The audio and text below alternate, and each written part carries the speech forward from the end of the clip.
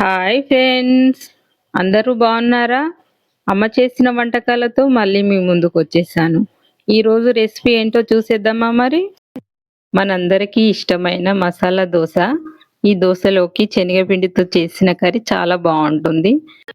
ఇప్పుడు ఈ కర్రీ దోశ ఎలా చేసుకోవాలో చూద్దాం. వీడియోలోకి వెళ్ళిపోదాం, వచ్చేసేయండి. ఇక్కడ నేను 3 గ్లాసుల బియ్యం తీసుకుంటున్నా. కొద్దిగా శనగపప్పు, మినప్పప్పు గ్లాసు,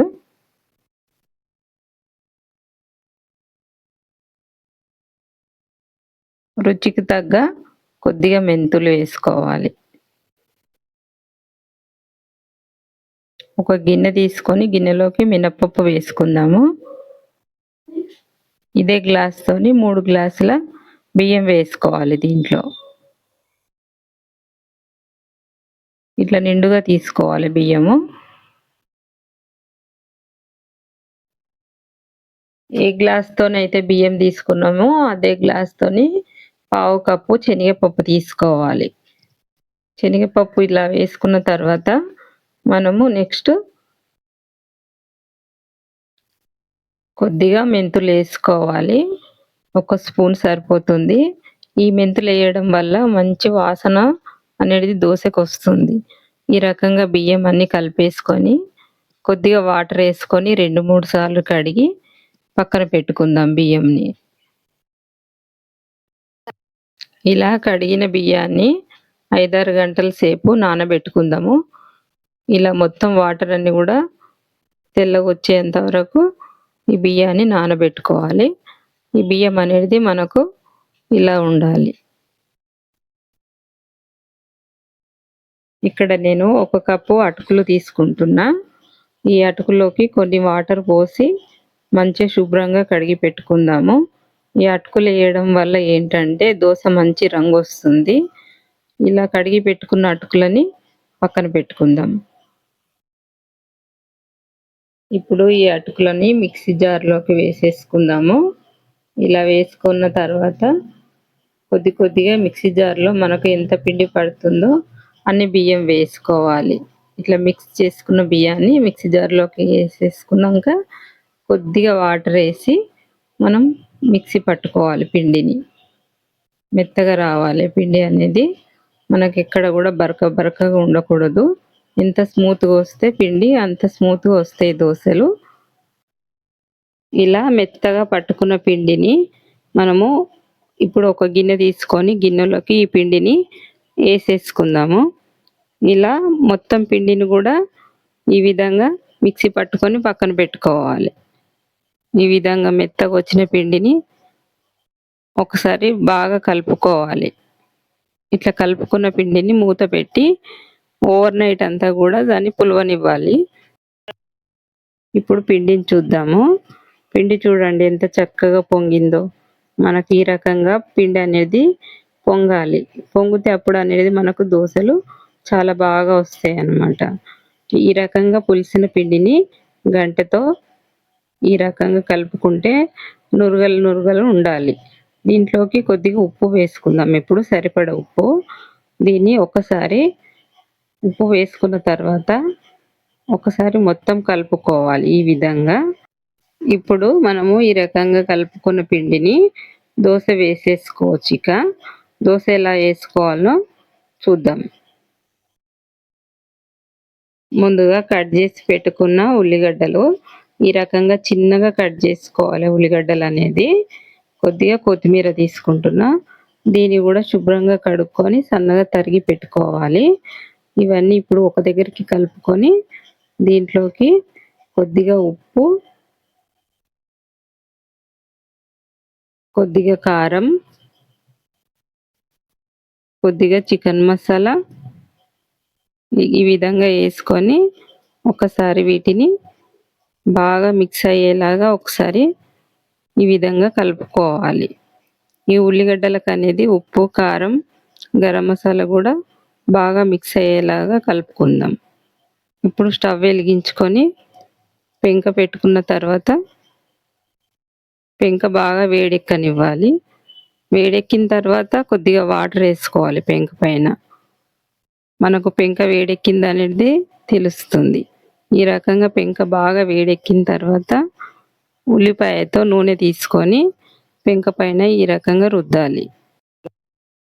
ఈ రకంగా నూనె రుద్దిన తర్వాత మంటని సిమ్‌లో పెట్టేసుకోవాలి. ఇప్పుడు సిమ్‌లో పెట్టేసుకున్న తర్వాత కొద్దిగా చిన్న కప్పుతో పిండిని తీసుకొని ఈ విధంగా వీడియోలో చూపిస్తున్న విధంగా ఏసుకోవాలి దోసని. మనము కావాల్సినంత పెద్దగా గూడా ఏసుకోవచ్చు. ఇప్పుడు కొద్దిగా మసాలా ఏసుకుందాం దీనిపైన. ఈ విధంగా మొత్తము దోస అంతా గూడా మసాలా పట్టించి మంటని హైలో పెట్టుకుందాం. ఈ దోస పైన కొద్దిగా ఆయిల్ చిలకరించుకొని కర్చీతో ఈ విధంగా ఒత్తుకోవాలి. మొత్తం ఈ విధంగా అప్లై అవుతుంది దోసకి. ఇప్పుడు తిరిగేసుకుందాం దోసని. ఏ విధంగా వచ్చిందో చూడండి. ఈ విధంగా వచ్చిన దోసని ఈ విధంగా మడతేసుకొని ఒక ప్లేట్‌లోకి దోసని తీసేసుకుందాము. మిగతా దోసలు గూడా అన్నీ ఇదే విధంగా వేసుకోవాలి. ఇలా వేసుకున్న దోసలన్నిటిని ఇప్పుడు మళ్ళీ నెక్స్ట్ దోస ఏసుకోవడానికి కొద్దిగా నీళ్ళు చిలకరించాలి. ప్రతి ఒక్క దోసకి కూడా నీళ్ళు చిలకరించి ఆయిల్ అప్లై చేసుకోవాలి.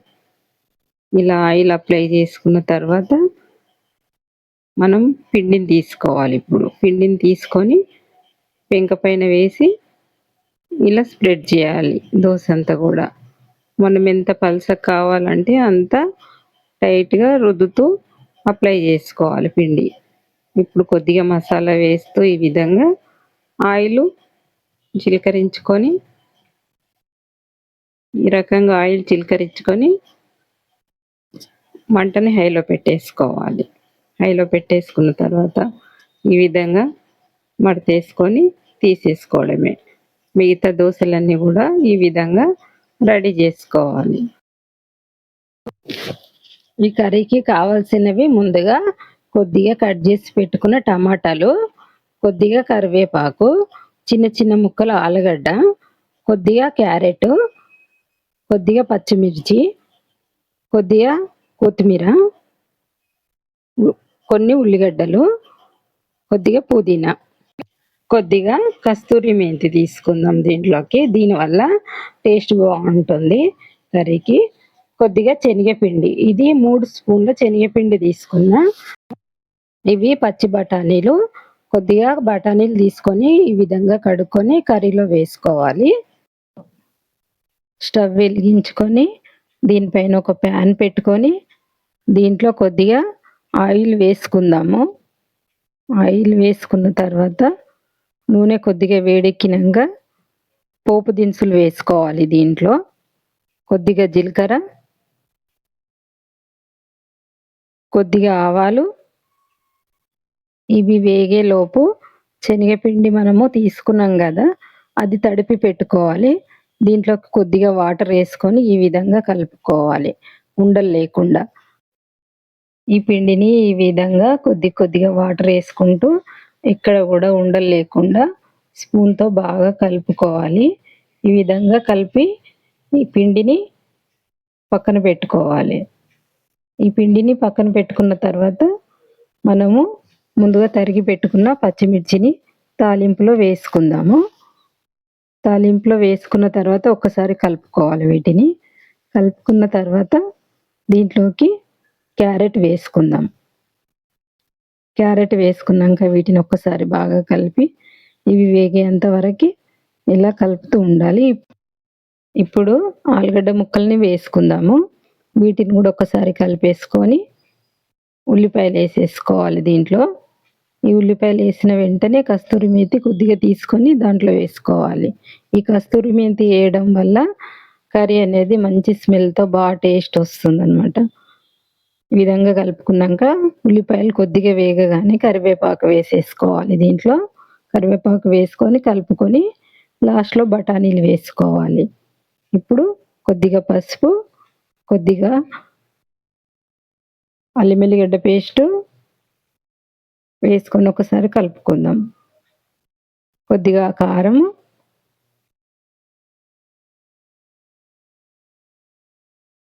టమాటా ముక్కలు వేసుకున్నాక ఈ విధంగా టమాటాలు మగ్గేంత వరకు బాగా కలుపుకోవాలి.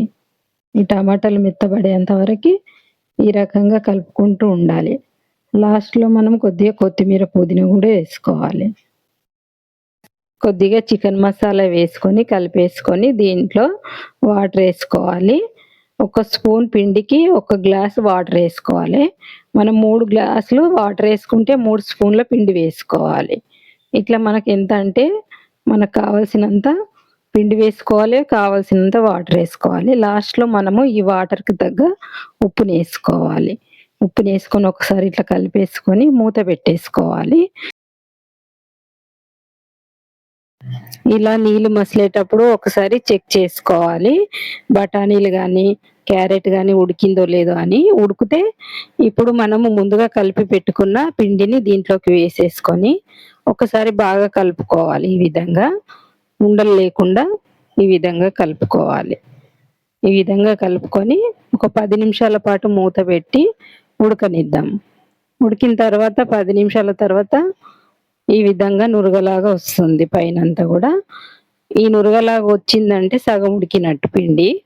ఇంకొక 10 నిమిషాలు ఇలాగే చిన్న మంట మీద ఉడికించుకోవాలి కర్రీనంతా కూడా. చిన్న మంట మీద ఉడికితే శనగపిండి అనేది మంచిగా ఉడికి మంచి స్మెల్‌తో కూర మంచిగుంటుంది. 10 నిమిషాల తర్వాత మనకు కర్రీ అనేది ఈ విధంగా ఉడుకుతుంది. ఈ విధంగా ఉడకాలి. నురగలొచ్చేటప్పుడు మనము గ్యాస్ బంద్ చేసుకొని దింపి పక్కన పెట్టుకోవాలి. మనకు కర్రీ రెడీ దీన్ని మనము ఈ దోసతో తింటే చాలా టేస్టీగా ఉంటుంది. మీరు కూడా ఈ రెసిపీని మీ ఇంట్లో ట్రై చేయండి. చేసుకొని తినండి. టేస్ట్ ఎలా ఉందో కామెంట్ చేయండి. షేర్ చేయండి, లైక్ చేయండి, సబ్స్క్రైబ్ చేసుకోండి. Thank you.